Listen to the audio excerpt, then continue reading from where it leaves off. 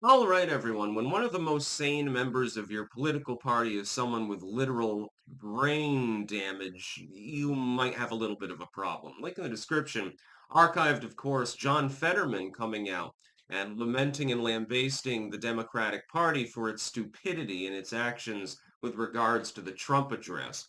He's like, your breaches of decorum and your behavior were so off-putting, it made Trump look shiny by comparison. I mean, it's for political reasons that he's saying this. He's trying to pull a Bill Maher and warn the Democratic Party, look, you're being wrong, and you need to cut it out because, things are going to get messy in the midterms potentially. They really, really messed up. All of the shenanigans that the Democrats pulled Trump's congressional address were completely unhelpful.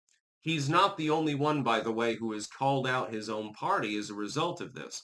But they're drowned out in a sea of people with such cognitive dissonance and Trump derangement syndrome that they're unwilling to admit that the Democratic Party fucked up. But it did. Objectively, it did. The snap polling after the speech proves this. When CNN is saying, oh, yeah, 67% of Americans approved of Donald Trump's speech, that must have hurt them so much to have to say. To have to make that utterance must have been physically painful because that represents all Republicans virtually, all independents virtually, and probably at least a sliver of goddamn liberals, Democrats. Um, you can't get worse than that. It's not even so much a ringing endorsement of Trump as it is a renunciation of the behavior of the Democratic Party. Also, I would point out this is no longer the 2000s or the 1990s or something like that. This is the modern age where many people they're streaming it online. They're talking about it online. It's on Twitter and Insta and Snap and all of these others. And this information is being relayed in virtually real time from one person to another. So when Al Green starts heckling Trump and has to be removed from the floor and is pointing his cane at people and has to be escorted out and shit like that, it becomes viral within a couple of minutes. It's not the same as it was back in the day when, it became viral in a few hours or something like that, or back in the TV era when it didn't become viral at all. It's not like that anymore when the legacy media could control the narrative. It's instantaneous, it's person to person and person to multiple persons, and it's different than it was before. The Republicans have realized this. That's why Trump makes the mean tweets. He knows, hey, I say something edgy, deliberately provocative, and people talk about it. Well, I get more attention. I can drown out other things in the news cycle. I can also distract from other things in the news cycle. Now, the Democrats are slowly warming up to the idea of this kind of strategy, but they're piss poor at it, mainly because they've become the ultimate gerontocracy in the goddamn world. It's like the council of formerly wise elders who now suffer from dementia or something like that. Fetterman is correct. And the fact that the dude with brain damage, who for a while could not even read really, and couldn't understand what was being said to him, he's made a miraculous recovery, by the way. It was unexpected levels of intelligence from a person who literally got brain damage from a massive stroke and almost died. And again, he was subliterate for a while there. He couldn't even make a coherent utterance. Now he sounds more coherent than virtually all of the other congressional Democrats.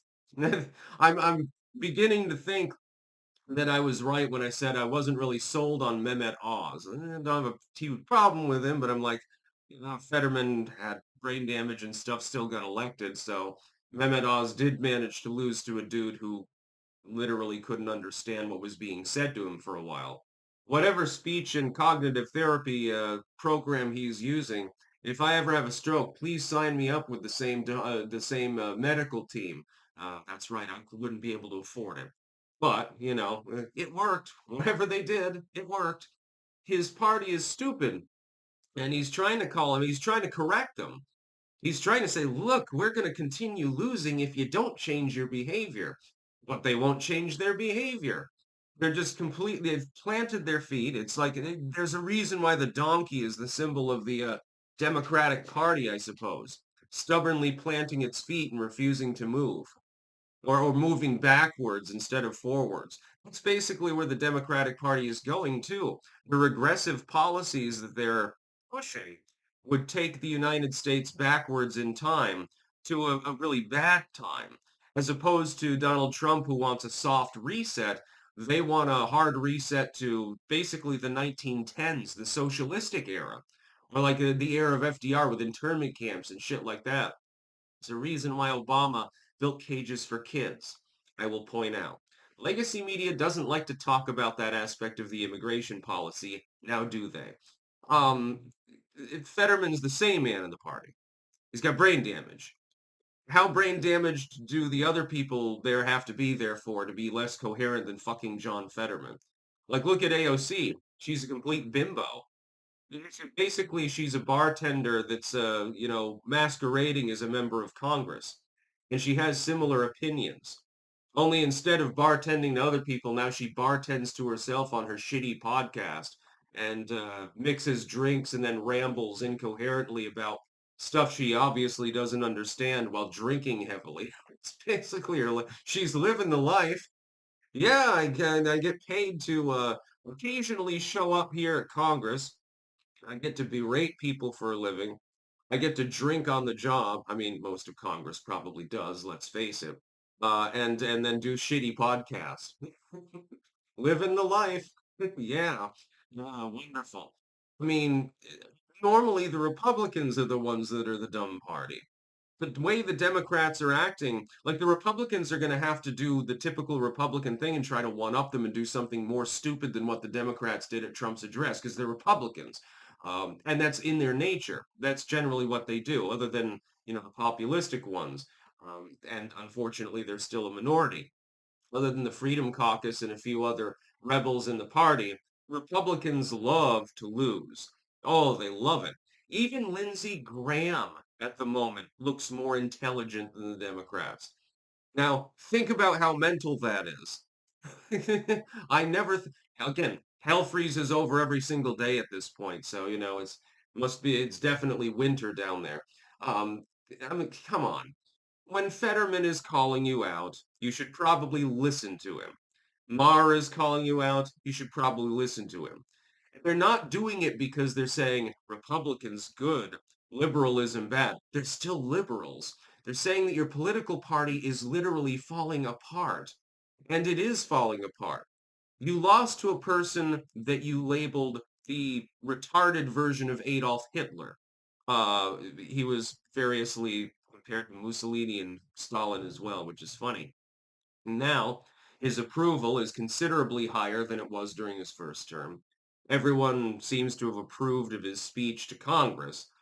It was basically a de facto State of the Union more than anything else. I can't wait for the next State of the Union, by the way. And you got hammered.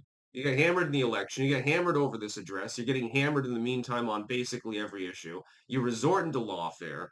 It's just a pile of shit, basically. That's the Democratic Party. That's why they're casting around for a dark horse candidate. Fetterman might end up being the goddamn candidate. That would be funny. We got a brain damaged lurch as president because, the Democrats couldn't get their shit together and they had no one else to run. Oh boy, oh boy. I have a feeling the next few years are going to be quite fun. That's about all. Peace out.